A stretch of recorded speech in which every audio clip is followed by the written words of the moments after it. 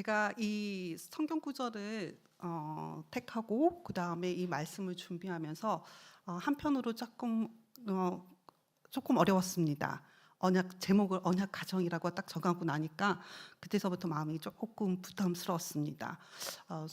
수요기도회에 나오시는 분들도 다 권사님들이시고 장로님들이시고 그리고 어엿하게 다 가정을 이루고 아이들을 다 길러서 다 분가해서 지금은 여유롭게 부부만의 기쁨을 누리고 계시는데 언약의 가정의 시스템을 세우자라는 이 제목을 보시고 아이고 이러시지는 않으실까. 그렇죠. 그런 생각이 들더라고요. 거기다가 말씀을 전하는 전도사님이 뭐 가정을 알겠어요. 부부간의 그 미묘한 감정을 알겠어요. 가정을 키우면서 애를 키우면서 느꼈던 그 분노와 마음의 저림과 그 슬픔과 기쁨을 조금이라도 이해나 하겠어요. 이런 생각을 하셨을 수도 있겠다라는 생각이 들면서 야, 준비하는 게 만만치가 않겠다라는 생각이 들었습니다. 제가 신학교에서 학생들을 가르치게 되면서는 별로 그런 고민을 많이 하지 않았지만 교회 사역을 시작하게 되면서 이 가정에 대해서 이야기할 때마다 한편에 제 마음속에는 이런 마음들이 있었습니다. 그래서 될 수 있으면은요 가정에 대한 이야기 그다음에 결혼 뭐 이런 것에 대해서는 권면하거나 그리고 제가 설교 주제로 착하지는 않습니다. 그러다가 누가 그러더라고요. 그래도 근본은 가르쳐줘야 되지 않겠습니까? 라고 얘기하는 거예요. 그렇지, 맞아요. 그 생각이 딱 다다르게 되니까 이 설교를 꼭 한 번은 해보고 싶다라는 생각이 들었습니다. 기회가 됐을 때, 기회가 저에게 주어진다면 이 구절을 두고 한번 꼭 설교를 한번 했으면 좋겠다라는 생각이 들었을 때 제가 수요 기도회를 설교를 담당하게 되었습니다. 그래서 제 마음속에 가지고 있었던 그러면 이 구절에서 우리가 알아야 될 것은 너무너무 명확합니다. 다 알고 계세요. 제가 지금 이야기하는 것이 설교하는 이것이 잔소리처럼 들릴 정도로 다 알고 계세요. 알고 계시는 그 이야기를 오늘은 조금 더 깊이 들어가서 그 의미가 어떻게 하나님께서 우리에게 명확하게 선포하는 말씀이 되는지를 살펴보고자 합니다. 지금 보시는 것처럼 우리가 우리 사회가 별로 이렇게 안 좋은 사회임에도 불구하고 이렇게 어려운 시기를 걸어가고 있음에도 불구하고 기쁜 소식이 하나가 작년에 있었습니다. 그것은 다시 아는 것처럼은 한강이라고 하게 되는 작가가 노벨 문학상을 받았죠. 한강이라고 하게 되는 작가는 저 한 책을 읽어보셨나요? 저도 하나도 안 읽어봤습니다. 하나도 안 읽어봤는데 한강이라는 이름은 이제 너무 전 국민이 다 알게 됐습니다. 이 한강이라는 작가로 인해 가지고요, 저희 조카는요 잘 다니던 직장도 때려친대요. 왜요? 자기가 원하는 책을 만들고 싶다는 거예요. 저희 남동생이 근심이 가득했습니다. 안정된 직장을 그만두고 출판사 아시잖아요. 열악하다는 거. 출판사가 굉장히 열악하대요. 근데 그걸 하겠대요. 이 한강을 어떻게 해야 되나 제 남동생이 그러더라고요. 그래서 한강이 이렇게 전 국민이 책은 한 번 안 읽었어도 다 알게 됐고요. 특히나 20대, 30대한테 끼치는 영향력은 엄청납니다. 근데 그거 알고 계시나요? 이 한강의 아버지도 소설가였다는 사실을. 예, 저도 그래서 인터넷에서 찾아봤어요. 와, 누군가 어떤 사람인가 찾아보니까 그 사람이 한승원이라는 사람인 거예요. 한 번도 들어본 적이 없어요. 한승원이 누구지? 근데 왜 이 사람이 유명한 거지? 그래서 인터넷에 검색해 보니까 딱 하나가 눈에 딱 들어왔는데요. 그게 뭐였냐면 영화 아재아재 바레아재라는 영화 아세요? 여기 젊은 세대는 잘 모를 거고요. 저랑 연배가 위에 계신 분들은 다 아실 거예요. 왜 이 영화가 유명하냐면요. 여기에 여주인공이 해외에서 첫 번째로 여우주연상을 받았거든요. 지금은 고인이 됐는데 이 고인이 된 그 여성이 여우주연상, 그것도 해외에서 첫 번째로 받은 작품이었거든요. 이 작품을 이 영화 작품의 원본이 바로 이 한승원이라는 소설가 쓴 책이 영화화된 거라는 거예요. 그러니까 그때서야 '야 한승원이라는 사람 되게 유명한 사람이었구나. 유능한 사람이었구나.'라는 생각을 하게 됐습니다. 아버지가 딸이 정말 뛰어난 소설가라고 하게 되는 것은 언제 느꼈냐 그러니까 그 딸이 2번이나 맨부터 상이라고 하게 되는 그 상에 후보에 올랐대요. 그러니까 저도 맨부터 상이 무슨 상인지 모르지만 2번이나 올랐는데 이 아버지가 생각할 때는 이게 2번이나 오를 정도로 딸이 그만큼 소설가로서 인정을 받고 있다는 것을 알았고 야 이때서부터는 내가 딸을 가르칠 수 못하겠구나. 딸이 나보다 낫구나라는 생각을 했다라는 겁니다. 청출어람이라고 하게 되는 것을 갖다가 명확하게 느끼게 된 거죠. 지금 보시는 것처럼 제가 이야기하고자 하는 것은 청출어람을 얘기하고자 하는 것도 아니고요. 그다음에 한강이라는 작가, 그다음 한승원이라는 부녀 관계를 이야기하고 싶은 게 아닙니다. 이것은요 우리 가정에서 그리고 우리 주변에서 충분히 아주 자주 목격하게 됩니다. 목사님의 가정에서 목사가 나올 확률이 굉장히 높습니다. 신학교에 가게 되면은요, 제가 가르치는 곳에서도 마찬가지예요. 부모가 목사님이신 분 친구들 보게 되면 의외로 많습니다. 그 말은 가정의 분위기라고 하게 되는 것이 자녀에게 엄청난 영향력을 끼치더라는 거죠. 그것은 아이를 길러보셨기 때문에 다들 아실 거라 생각이 됩니다. 오늘 본문에서도 마찬가지로 우리가 언약의 가정을 만나게 됩니다. 그 언약의 가정은 대단한 언약의 가정입니다. 우리가 지난주에 보신 것처럼 아브라함이 하나님께서 불러서 언약의 가정을 세우셨고 그 언약의 가정이 지금 누구에게로 넘어가고 있는 거예요? 이삭에게로 넘어가고 있습니다. 그러면 이삭은 아브라함의 선택 안에서 고이 길러서 언약의 약속을 배우면서 고이 길러서 그 약속이 지금 이삭에게로 넘어가게 되는 거죠. 그 이삭이 자신의 가정을 꾸리게 됩니다. 그게 제가 지난주에 리브가를 받아들이는 결혼을 하게끔 되는 과정을 설명했을 때 그것으로부터 시작되는 것을 다들 기억하실 거라 생각이 듭니다. 근데 그 과정 속에서 앞부분에서는 어떻게 됐냐면 어머니 사라가 죽었고요. 딱 그 리브가가 들어오고 난 이후에 누가 들어가 하나님의 부름을 받게 되냐면 아브라함이 하나님의 부름을 받게 되면서 이 넘어가는 간격이 정말 딱 절묘하게 이삭으로 넘어가고 있구나라는 생각을 하게 됩니다. 그러니까 더더군다나 궁금한 거예요.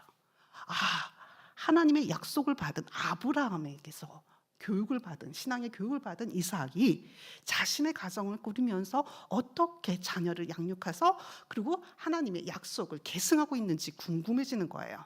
그래서 오늘은 그 관점에서 이 이삭의 가정을 봤으면 좋겠다 생각이 들었습니다. 그리고 이 가정은요, 또 하나 하나님께서는 우리에게 이 교회라고 하게 되는 곳을 통해서 그 믿음의 계승이 이루어질 수 있도록 하셨다는 사실이에요.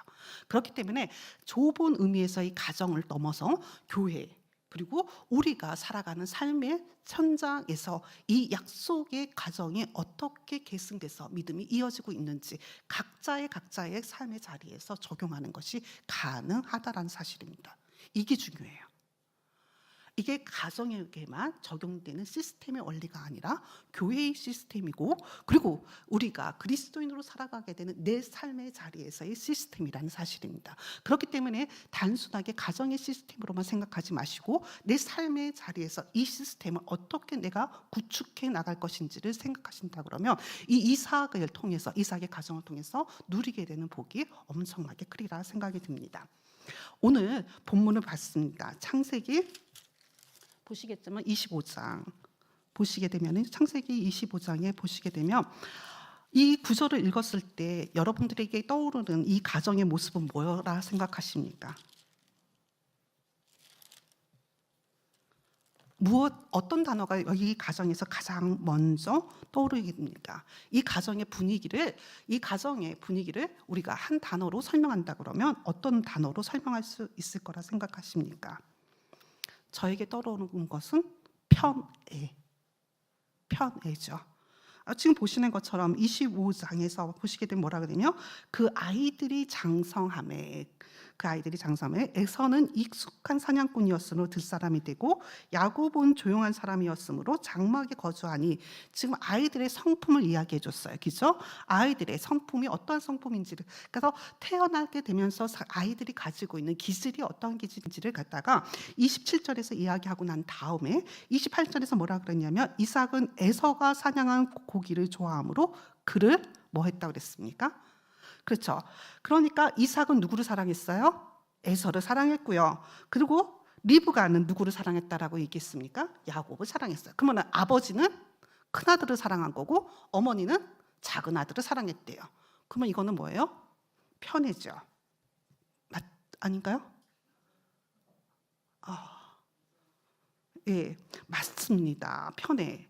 그러면은 그 이유가 뭐냐고요?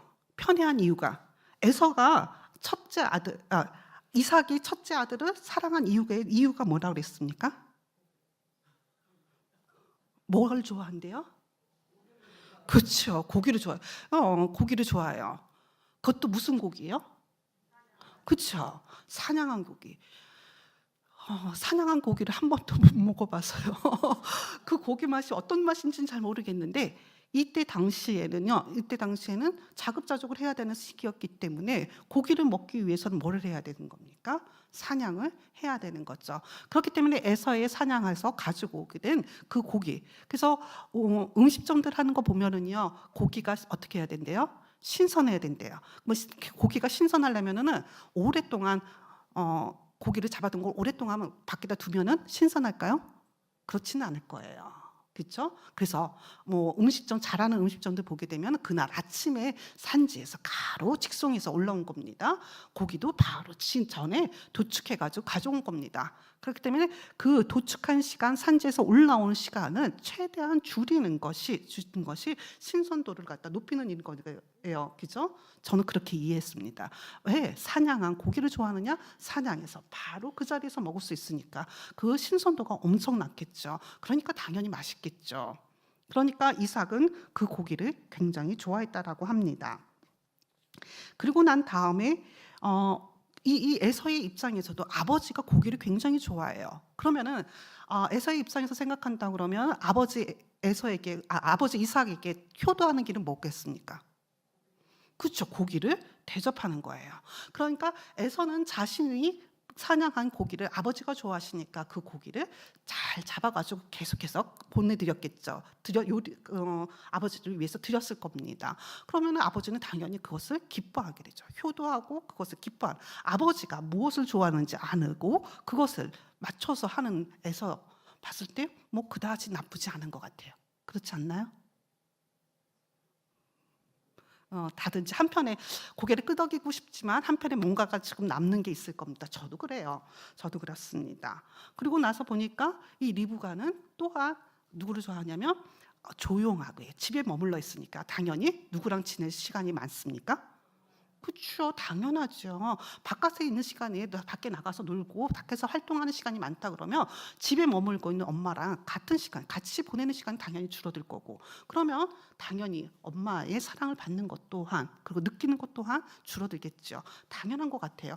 이 편애는 우리가 지금 봤을 때는 편애처럼 느껴지지만 그게 보니까 얘가 가지고 온 성품대로, 그리고 부모가 좋아하는, 자신이 좋아하는 성향에 따라서 자녀가 좀 더 기울어지게 되는, 사랑을 베풀게 되는 것은 어쩌면 지금 우리에게도 일어나는 일이 아닐까 생각이 듭니다.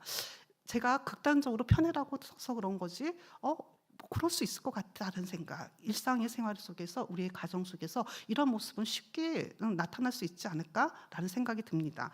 그럼에도 불구하고 이 모습은 편애가 분명히 맞는 것처럼 보여집니다. 그것은 우리가 그 뒤의 이야기를 알고 있기 때문이에요.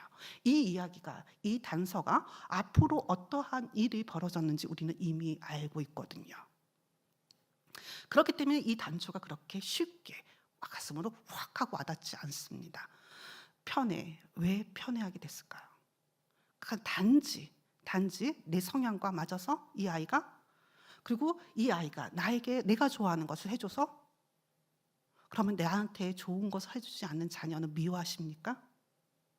그렇지 않을 거예요. 이삭도 그리고 리브가도, 그리고 특히나 리브가 자기의 배를 압박하면서 낳은 두 아들을 누구는 좋아하고 누구는 싫어했을까요? 분명하게 우리가 히브리서를 좀 보시게 되면은요, 히브리서 11장에 보시게 되면 뭐라고 되어 있냐면 11장 20절에 이렇게 되어 있습니다. 믿음으로 이삭은 장차 있을 일에 대하여 야곱과 에서에게 축복하였다라고 되어 있어요. 분명하게 히브리서에 믿음으로 이삭은 장차 있을 일에 대하여 야곱하고 에서를 가르치고 축복했다는 사실입니다. 그 말은 어떻게 해요? 야곱도 이 이삭을 통해서 뭐예요? 믿음의 교육, 양육을 받았다라는 거죠. 가르침을 받았다라는 거예요. 그런데 왜 편애하게 됐냐는 거예요. 그러니까 되게 궁금해지는 거죠. 그렇대. 가르쳤는데 왜 편애하게 되었을까? 그러니까 많은 사람들이 이 구절을 두고서는요, 글을 쓰는데요. 이 구절을 야곱을 좋아하는 사람들이 누구냐면 심리학자들이 야곱을 되게 좋아하는데 왜? 드라마틱하게 되는데, 이 이야기, 야곱의 그 드라마틱한 삶을 사는데 그 원초적인 것에 있어서 리브가와 이 이야기를 빼놓지 않고 이야기합니다. 그러면서 어떠한 그 심리학자가 뭐라고 그러냐면요, 왜 편애하게 됐을까? 심리적으로 이 이삭과 리브가의 심리를 이야기하게 될 때, 부부관계에 있어서는 그 부부간의 편견이라고 하게 되는 것은, 그 자녀에 대한 편견이 일어나게 되는 것은 부부 사이에 감정적인 결핍이 있을 때 그렇게 된대요. 그러니까 부부 사이가 온전하게 남편과 아내로서의 사랑을 나누지 못하게 됐을 때, 나타나게 됐을 때 그 편애가 일어난다는 거예요. 그러면서는 생각하니까 그 예가 뭐냐면, 우리 옛날에 며느리 드리게 되면 그 얘기하기 전에 제가 연애를 한 적이 있었어요. 20대 때. 제가 연애 안 한 것처럼 보이지만 연애를 했었습니다. 20대 때 연애를 했는데 그 남자친구가 진짜 괜찮았어요. 제가 생각해도 괜찮아요. 키도 크고요, 등치도 좋았고요, 정말 괜찮았고요. 학교도 소위 말하면 스카이를 다니고 있었기 때문에 그러니까 남들이 봤을 때 굉장히 좋은 학력을 가지고 있었고, 그다음에 키도 크고, 그리고 되게 친절하고 저한테 잘하고, 그런데 연애하다가 저희 어머니한테 들켜가지고 저희 어머님한테 이렇게 그래서 소개시켰더니만 저희 어머님이 이제 저희 어머님이 좋아할 것만 막 얘기했어요. 이 가정은 그래도 믿음의 가정이고, 누나가 교회에서 되게 열심히 일을 하시는 분이고, 막 이런 거 좋은 것만 막 얘기해요. 그러다가 딱 얘기한 게 아버지가 혼자 계신다, 홀로 키우셨다. 저는 제 딴에는 좋은 거라 생각하고 얘기한 거예요. 아버지가 혼자 얼마나 그 정성스럽게 이 친구를 키웠는지 엄마 아느냐, 가서 귀한 아들이다, 이걸 얘기하고 싶었거든요, 제 의도는. 근데 저희 어머님은 뭐라고 생각하냐면, 야, 그러면은 그 애랑 사귀는 거는 조금 생각해봐, 이러더라고요. 왜 그랬을까요? 다 아시죠? 여기 웃고 계신 분들 보시게 되니까 다 아실 거예요. 젊은 친구들은 이해하기 어려울 거예요. 왜 그러냐면, 그 친구에게 아버지가 쏟은 사랑, 한쪽에서 일방적으로 이루어지게 되는 사랑만 받고 자란 친구들에게는 뭐의 결핍이 있어요? 엄마에 대한 결핍이 있다라는 거예요. 그 엄마에 대한 결핍이 부정적으로 나타나게 되는 경우들이 굉장히 많다라는 거예요.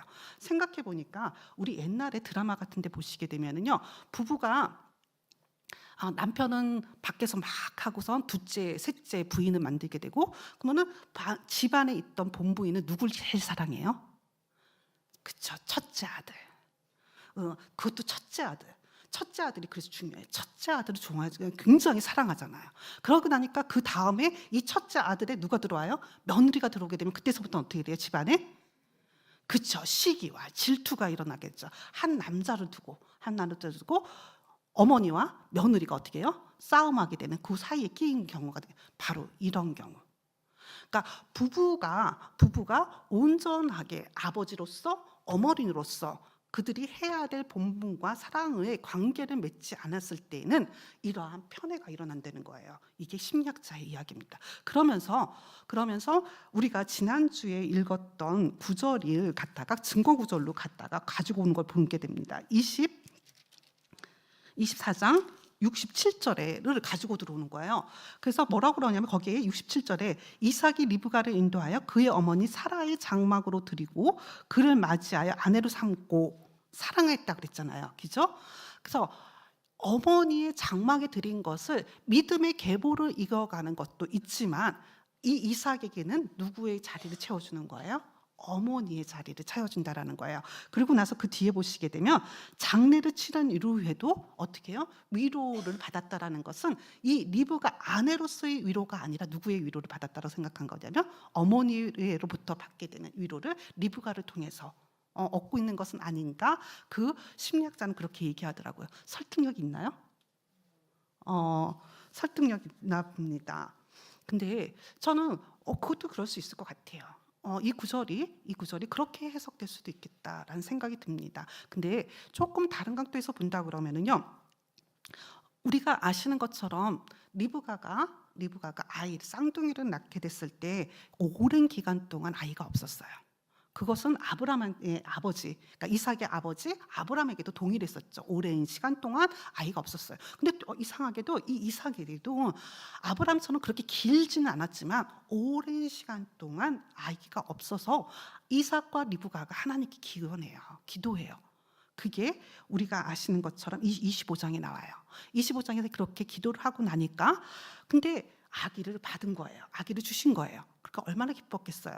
근데 그 태중에 이 리브가가 이상한 걸 느낀 거예요. 이 태가 너무너무 아픈 거예요. 뭐라고 돼 있냐면요.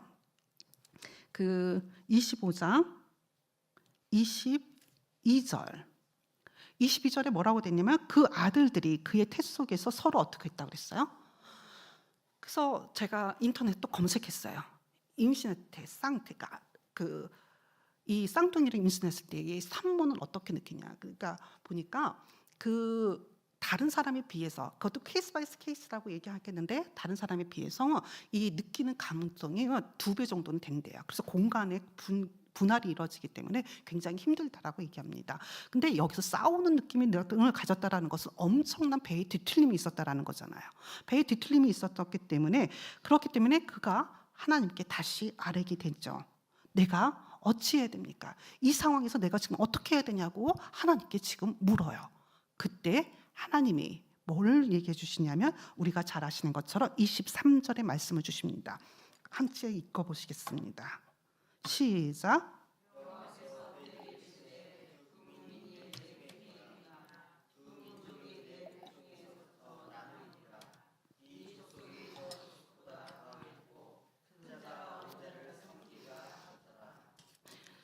지금 우리가 이걸 구절은 너무너무 잘 알고 있는 구절입니다. 이 구절을 지금 리브가가 받았어요. 이 구절을 받은 리브가 이 구절을 어떻게 해석해야 될까요? 지금 분명하게 이 분부서 내 복 중에서 둘이 나누어진다라고 얘기했고요. 그리고 이 족속이 저 족속보다 강하겠고 큰 자가 어린 자를 섬기겠다 그랬습니다. 그러면은 이 구절을 두고 리브가는 어떻게 해석했을까요? 이 말씀을 하나님께서 그에게 주신 태중에 주신 이 말씀을 어떻게 해석했을까요? 지금 어린 자가 큰 자를 섬긴다 그러면 하나님의 복이 지금 누구한테 가는 거죠? 그렇죠. 둘째한테 가는 거고요. 그리고 작은 자가 큰 자를 섬기겠다 그랬으니까 큰 자에서는 분명하게 인간적인 축복의 자리에서 뒤로 물러나는 거예요. 그때 당시에 장자의 복을 받는 것은 누구예요? 큰 자예요. 큰 자가 받아야 돼요. 근데 지금 하나님의 말씀은 어때요? 그 큰 자가 그 작은 자를 섬긴다 그러면 세상에서 이야기하게 되는 그 축복권이 지금 누구한테 가야 되는 거예요? 그 작은 자에게 가는 것처럼 보인다라는 거죠. 리브가는 그렇게 해석을 했어요. 리브가의 해석이 틀렸나요? 그러면 이 야곱이 어떻게 보일까요? 더 귀하게 보일 수 있겠죠. 그리고 또 하나, 그 하나님의 약속이 어떠한 모습으로 이루어지게 될지는 모르겠지만 분명히 이 야곱을 통해서 하나님께서 이루어 가신 약속이 그에게 임하기니까 그를 어떻게 기르고 싶겠어요? 온전하게 기르고 싶겠죠. 하나님의 약속의 뜻을 온전하게 이룰 수 있는 자로 양육하고 싶었을 거예요. 그 흔적을 어디서 찾을 수 있냐면요, 야곱의 지금 오늘 우리가 읽은 본문에서 야곱을 뭐라고 표현했냐면은 조용한 사람이라고 표현했거든요. 그러니까 조용한 사람이라고 얘기하게 되는 이 어원을 보시게 되면은요, 어원에 뭐라고 돼 있냐면 완전한, 화평한, 그리고 도덕적으로 순결한 의미를 가지고 있어요. 그러니까 이 조용한, 야곱이 가지고 있는 이 조용한이라고 하게 되는 그 성품 안에, 성품 안에 완전하다라는 의미, 그리고 화평이라는 의미, 도덕적으로 순결하다는 의미를 갖고 있어요. 이 단어가 아브라함이 하나님의 약속을 받을 때 뭐라고 그러냐, 내 앞에서 너는 완전하라 했을 때 그 완전과 동일한 단어예요. 그리고 우리가 잘 아시는 것처럼 욥기에서 욥을 온전하고 정직한 자라 그랬거든요. 온전하고 정직하다 그랬을 때 탔던 단어가 바로 이 단어가 됩니다. 그리고요, 이 단어가 가지게 되는 게 동일한 의미로 이해된다 그러면 이 야곱이 조용한 사람이다라고 하게 되는 것은 하나님 앞에서 온전함을 갖다가 구현할 수 있는 자라고 하는 것을 내포하고 있는 거죠. 그에 반대돼서 에서는 활달하고 그리고 외향적인 성격을 가지고 있었던 것을 봅니다. 그러면은 이 리브가는 이 성품이 온전하고 평화로운 이 성품을 그대로 길러서 하나님의 장자의 축복을 받게끔 만들어줘야 되겠다라고 생각했을 거예요. 하나님의 약속을 그는 그렇게 이해했을 거라 보여집니다. 이 아이들이 그 리브가가 야곱을 편애하게 되는 것, 어떻게 보면 하나님의 말씀을 어떻게 해요? 이행하는 과정이라 생각했을 거예요. 내가 하나님께서 분명히 작은 자가 큰 자를 섬긴다고 했으니, 이 야곱을 정말 온전하게 하나님 앞에서 온전한 사람, 화평의 사람, 그리고 하나님의 뜻을 도덕적으로 흠없이 완전하게 완결하게 이룰 자로 내가 길러내야지. 그러니까 어떻게 해요? 내 옆에서 그것을 권면하고 그리고 그 길을 걸어갈 수 있도록 내가 길을 만들어줘야지. 이런 생각하지 않았을까요? 그런 생각했습니다. 우리가 잘 알고 있듯이 에서에게 주게 되는 장자의 축복권은 누가 갈취하게 되죠? 야곱이 시행을 하지만 그것을 옆에서 권면한 사람이 누구예요? 모든 계략을 다 미리 짜놓고 야곱에게 하도록 권면했던 사람이 바로 리브가였습니다. 리브가는 지금 하나님의 약속을 시행한다라고 생각했을 거예요. 그 약속대로 내가 행하고 있다라고 생각했을 겁니다. 그리고 그것을 야곱에게 권면했죠. 그죠? 이 편애가 하나님의 말씀을 해석하는 이 리브가의 관점에 따라서 이루어지고 있는 것을 보게 됩니다. 그런데 이 일은 리브가에 의해서만 이루어지는 것은 아니에요. 아이들이 자라고 그리고 아이들이 믿음 안에서 누구를 보고 자라게 되냐면 아버지를 보고 자라거든요. 이 구절, 이 25장 이후에 26장을 보시게 되면은요, 26장에 있는 이거 제가 지금 너무 말을 천천히 하고 너무 길게 얘기해서 다 설명을 못 드리는데 26장은 집에 들어가셔서 보시게 되면은요, 아브라함에게 있었던 일이 26장 이삭에게서 동일하게 일어납니다. 당연히 시간도 다르고 공간이 다르긴 하지만 이게 아브라함에게서 있었던 일들이 고스란히 드러나고 있다는 것을 알 수 있어요. 단적으로 얘기하게 되냐면 아브라함이 흉년이 들어서 애굽으로 갔을 때 그의 사라를 뭐라고 불렀어요? 누이라고 했죠. 그 동일한 일이 26장에 누구에게도 일어나게 되냐면 이삭에게도 일어나게 돼요. 그럼에도 불구하고 하나님께서는 이 이삭에게 하나님의 약속의 말씀을 주시고요. 그리고 마지막에 가시게 되면은 그의 가정이 이끌어지게 되는 것을 보게 됩니다. 그 가정에서 보시게 되면 맨 마지막 구절에 가시게 되면은 멜기세덱을 만나서 아비멜렉을 만나는 장면이 맨 마지막에 나와요. 마지막에 그 계약을 맺는 장면을 통해 가지고 아비멜렉이 이삭에게 서로 언약을 맺자라고 하게 되는 이야기가 그 마지막에 나오게 되는데, 이 이야기까지 아브라함에게 있었던 이야기들이 반복해서 나오는 것처럼 동일하게 나타난다라는 거예요. 근데 재밌는 것은 이 26장에서 재밌는 것은 26장 그 뒤편에 가서 보시게 되면은요, 34절에 가서 보시게 되면 34절에 무슨 이야기가 나오게 되냐면 에서의 이야기가 거기서 나와요. 에서가 뭐라 그러냐면, 에서가 40세에 헷 족속 부에리의 딸 유딕과 헷 족속 엘론의 딸 바스맛을 아내로 맞이하였더니 그들이 이삭과 리브가의 마음에 뭐가 됐다 그랬습니까? 근심이 됐다. 여기에 에서의 결혼의 이야기가 나와요. 그러면 이 야곱과 에서는 이삭의 가정에서 동일하게 이삭과 리브가의 양육을 받고 자랐어요. 그죠? 장성했다라고 하게 되는 것은 이때서부터는 어떻게 되는 거예요? 스스로 자신들의 신앙을 생각하고 결정해야 될 때가 된 거죠. 지금 결혼을 해야 될 때가 됐다라고 얘기하는 것은 그 나이가 몇 살이에요? 40세예요. 40세라고 한다 그러면 스스로 하나님을 보고 하나님 안에서 살기를 결단할 수 있는 나이고요. 결정하고 그렇게 나아가서 가정을 꾸릴 나이가 됐다는 말입니다. 근데 그가 어떠한 결단을 내리죠? 지금 헷조속이에요. 헷조속의 딸을 갖다가 지금 아내로 맞이했다라는 거예요. 여러분 기억하시죠? 아브라함이 이삭의 며느리를 구하기 위해서 어떻게 하셨다는 거? 그렇죠. 같은 족속의 자녀를 며느리로 맞이했다라는 겁니다. 근데 지금 에서는 어떻게 해요? 이방인을 자기의 아내로 받아들였다라는 거예요.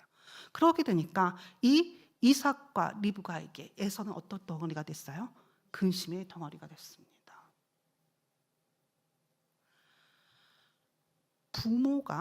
부모가 어떠한 신앙의 본을 보여야 되는지 아주 명확하게 보여줍니다.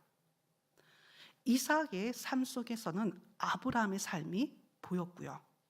그리고 그 삶이 이 에서와 야곱에게 있어서도 동일하게 나타나게 되는 것을 보게 되는데요. 마찬가지로요. 이 삶을 발견하게 나아가는 감상 속에서 이 에서의 삶에서는 자기 자신, 하나님이 보이지 않았어요. 그렇지만 야곱이 집을 떠나서 삼촌 집으로 가는 과정 속에서 누구를 만났어요? 그렇죠. 하나님을 만났어요. 이 과정 분명히 하나님께서 하시는 일이기 때문에 하나님의 뜻에 따라서 그 길을 가게끔 합니다. 그런데 그 과정에서 야곱이 선택한 과정의 길과 에서가 선택한 과정의 길에서 그들이 선택을 무엇을 하는지의 본을 보인 것은 누구냐면 이 이삭이었다는 사실입니다. 이삭이 축복을 주게 될 때에 어떻게 하게 되냐면 누구한테 주고 싶었어요? 이삭은? 그렇죠. 에서에게 주고 싶었어요. 에서에게 주고 싶었기 때문에 에서에게 뭐라고 그랬어요? 마지막으로 맛있는 음식을 먹고 싶다고 했지요. 그것을 누가 알았어요? 리브가가 알았어요. 리브가가 알고 그리고 나서 그것을 어떻게 해요? 야곱에게 알려주고 그리고 나서 거짓으로 그렇죠? 털을 갖다 만들어서 붙이기도 하고 그래서 에서인 것처럼 해서 축복을 받았다 그랬잖아요. 그때 이 33절에 뭐라고 그랬냐면 이삭이 심히 크게 떨며 그랬어요. 그 사실을 알고 나서 어떻게 해요? 심히 크게 떨었다라고 얘기하고 있습니다. 야곱이 했던 기략에 이삭은 분노를 심히 떨었다라는 겁니다. 이 거짓으로 장자의 축복권이 넘어가는 것, 거짓으로 장자의 축복권이 넘어가게 되는 것은 이 이후에 야곱의 삶 속에서도 고스란히 반복돼서 나타나게 되죠. 아시는 것처럼 아내 라헬을 얻을 때에도 그랬고요. 그리고 아들 요셉을 갖다가 얻을 때도 마찬가지였습니다. 리브가의 편에는 그리고 그의 거짓은 그 뒤에 자녀들의 삶 속에서 중요한 일을 만나게 될 때마다 하나님께서 주시는 벌의 형식으로 나타나는 것을 보게 되지요. 믿음의 계보를 이어가는 것, 그리고 그 신앙의 계보를 이어가는 것에 있어서 굉장히 중요한 하나의 단초를 우리는 이 이삭과 아브라함의 가정을 통해서 배우게 됩니다. 그것은 하나님의 약속을 이루어 가세요. 그리고 그 약속을 누굴 통해서 이루어 가시냐면 우리를 통해서 이루어 가세요. 이 원리는 너무너무 명확합니다.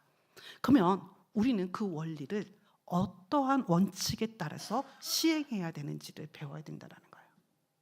리브가 하나님의 약속을 받았습니다. 그리고 이삭도 분명히 그 약속의 말씀을 알았을까요? 몰랐을까요? 리브가 얘기 안 하고 그냥 꼭 입 다물고 있었을까요? 그랬을 수도 있을 것 같아요. 그 심리학자의 해석이 따른다면. 그렇지만 이삭도 알았을 겁니다.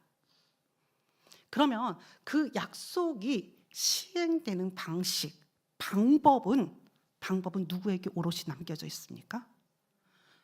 하나님이 하시지만 우리를 통해서 하시기 때문에 우리의 몫이에요. 우리가 선택해야 돼요. 리브가에게 선택해야 될 몫은 이 방식을 어떻게 온전하게 시행하는 것이 이삭과 리브가에게 주어진 몫이었다라는 거예요. 하나님이 주신 그 약속을 신실하게 이루어 가시는 것은 하나님이시니까 하나님께 내가 가지고 있는 모든 것을 전적으로 맡기고 그분께 모든 것을 맡기고 그 뜻대로 이루어 가도록 하는 것이 그가 아브라함을 통해서 배운 원리예요.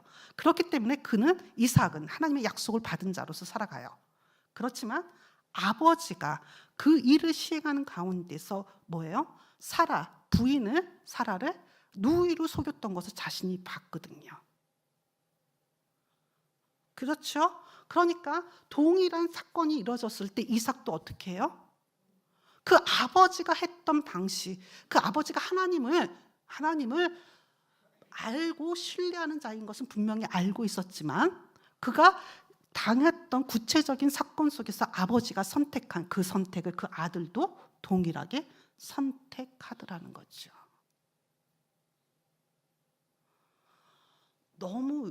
그리고 이 이삭의 이야기 속에서 그리고 야곱의 이야기 속에서 나오게 되는 모습을 보게 됐을 때 아버지의 선택이 아들에게 어떻게 해요? 고스란히 동일해서 반복해서 나타나더라는 거예요. 나이 40이 됐을 때에 에서에게는 스스로 선택한 거예요. 왜? 이삭이 그 사건을 두고 이삭이 어떻게 했어요? 근심했다 그랬거든요. 이삭은 알았어요. 본인이 누구를 얻었어요? 자신의 아내 리브가를 어떻게 얻었는지 알았거든요. 그렇지만 그렇기 때문에 이 에서에게 그것을 정확하게 알려주지 못한 거죠. 정확하게 알려주지 못했으니까 에서는 어떻게 해요? 그의 삶 속에서 아버지 이삭의 삶 속에서 하나님이 중요한 것은 알았을 거예요. 가르쳤으니까. 그렇지만 그의 선택은 어디에 있었어요? 그의 하나님의 자리를 찾지 않는 곳에 있었다라는 거죠. 근심의 덩어리가 됐다라는 거예요. 그러면서 하나님의 자리에서 멀어지게 되는 것을 보게 됩니다. 이 원리가 오늘 우리가 읽은 이스라엘 역사 속에서 하나님께서 이스라엘 민족과 다시금 약속의 말씀을 주시면서 오늘 출애굽기 34장 6절에서 7절의 말씀으로 명확하게 가르쳐 주세요. 출애굽기 34장.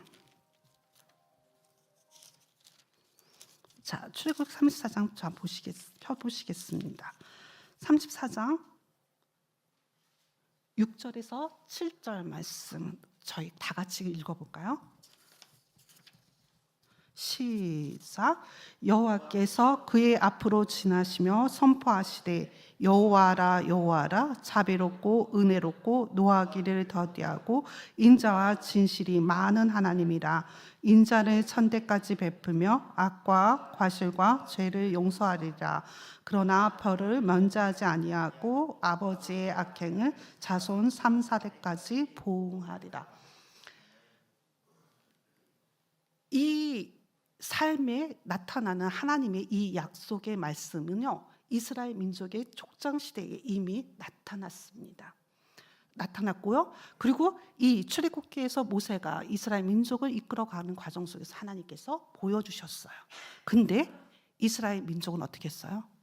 우상을 숭배했거든요. 우상을 숭배했던 그들에게 하나님께서는 절연하기를 원하셨어요.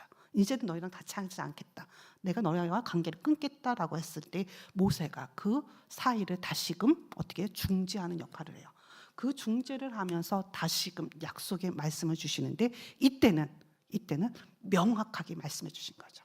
명확하게. 앞에서 리브가가 받았던 그 말씀이 지금 모세를 통해서 이스라엘 민족에게 명확하게 말씀해 주시는데요. 지금 보시는 것처럼 여호와라 여호와라. 어떤 분이세요? 자비롭고 은혜롭고 노하기를 더디하시는 분이다 라고 하는 것을 나타내세요. 그리고 난 다음에 뭐라고 그러면 인자를 천대까지 베푸겠다. 나와 관계를 맺고 그리고 그 신뢰하는 자녀 가정에게 어떻게 하게 돼요? 천대까지 내가 책임져. 그래서 진짜 천대가 아니라는 거 아시죠?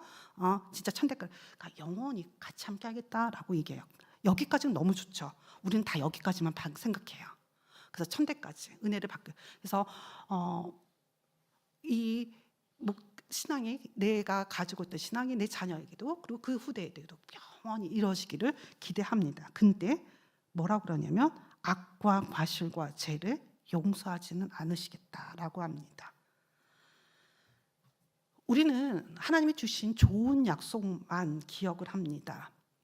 하지만 우리가 하나님의 약속을 시행하는 과정 속에서 하나님이 세우신 원칙을 하나님의 뜻에 따라서 올바르게 찾지 못한다면 바로 그 약속의 벌은 고스란히 우리 자녀와 그리고 우리가 받게 된다는 사실입니다. 리브가가 하나님의 장자권이 자녀 야곱에게 있을 거라고 하게 되는 것은 알았지만 그가 시행했던 방법은 옳지 않은 방법이었어요. 그 리브가가 받았던 벌이 무엇인지 아십니까? 그가 그렇게도 사랑했던 야곱을 라반에게 보내고 난 이후로 아들을 보지를 못했어요. 사랑하는 아들을 대면에서 본 기억이 없습니다. 성경에는 기록되어 있지 않아요. 리브가는요, 그 이후에 너무너무 재밌게도요, 리브가가 데리고 갔던 보모는 있어. 이름이 기록돼요. 그의 죽음이 기록이 되어 있고요. 그 죽음에 대해서는 야곱하고 연결해서 설명이 되어 있어요. 근데 어머니에 대한 이야기는 없다는 사실이에요. 하나님의 언약의 말씀에 우리는 머물러 있어야 되고요. 그리고 그 약속의 말씀을 그 뜻을 우리는 올바르게 시행했어야 됩니다. 언약의 공동체 안에서 하나님께서 우리에게 주신 말씀, 그 말씀을 붙잡는 데까지는 우리가 너무너무 잘하는데 그 붙잡고 어떻게 시행해야 하느냐의 문제 앞에서 여러분들 하나님께 무릎 꿇고 그것을 구하시고 계십니까? 그리고 그 구한 내 양심을 건드리는 하나님의 말씀 앞에서 내 양심을 거슬러서 그것을 시행하고 계시지는 않습니까? 하나님께서 하지 말라라고 하게 되는 것을 내가 가지고 있는 내 변명으로 그것을 어떻게 보면 무마시키고 계시지는 않습니까? 하나님이 이 정도는 그래도 이해해 주시지 않을까? 그래도 내가 하나님을 생각했으니까 라고 변명거리를 찾아 헤매고 계시진 않는지 한 번쯤 생각해 보실 필요가 있습니다. 언약의 가정, 말씀 위에 굳건히 서서 그리고 그 말씀을 그대로 그리고 올바르게 그리고 온전하게 시행하는 나를 통한 시행이 이루어질 수 있도록 기도하고 그 길을 걸어가는 장지교회 성도님들이 되시기를 간절히 원합니다. 제가 너무 오래 설교를 해서요. 찬송가를 부르려고 했는데 찬송가를 부르는 것은 잠시 저기 하고요. 제가 기도하고 그리고 마치도록 하겠습니다. 하나님 아버지, 우리는 그리스도 안에서 하나님의 사랑을 건강하게 하시고 구원의 기쁨을 누리게 하시니 감사합니다. 이제부터 하나님 말씀 붙잡고 신실하게 살아가게 인도하여 주시길 간절히 원합니다.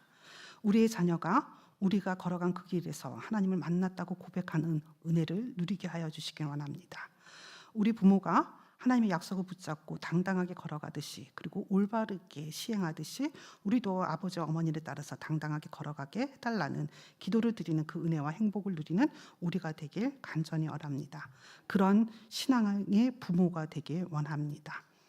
제가 판단해야 될 자리에서 나의 이익보다 하나님의 약속을 붙잡고 그 길을 걸어가는 신앙의 본보기를 보이는 부모의 길을 걸어가게끔 주님 인도해 주시길 간절히 원하오며 예수님의 이름으로 기도드립니다.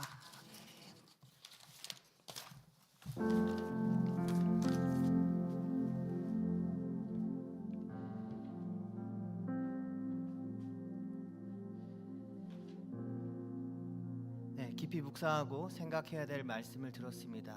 이 시간에 주기도문 후에 깊이 기도하시고 10분 이상 간구하시다가 돌아가시도록 하겠습니다. 주기도문 합니다.